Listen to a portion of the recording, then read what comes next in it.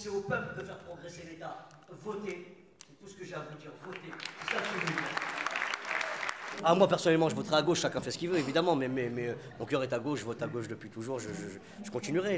Mais l'important c'est d'aller voter, de prendre conscience qu'il faut prendre que la conscience politique c'est un bien précieux, qu'il y a des gens qui sont morts pour le droit de vote et qu'aujourd'hui on ne peut pas se permettre de déconner avec ces choses-là. Aujourd'hui on n'a pas conscience de cette arme dans les banlieues, mais le jour où on comprendra que voter c'est vraiment la seule chose qui nous reste, et bien là on deviendra une arme de persuasion pour l'État français. Il faudrait plutôt s'inquiéter de cette abstention et pourquoi on en est arrivé là.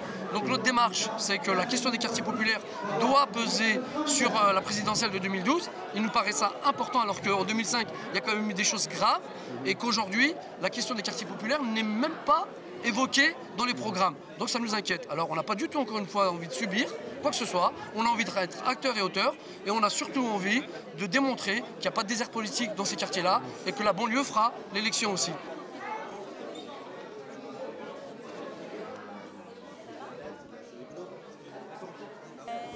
Avant, j'y pensais pas trop. C'est vrai qu'avant, j'avais l'esprit ailleurs.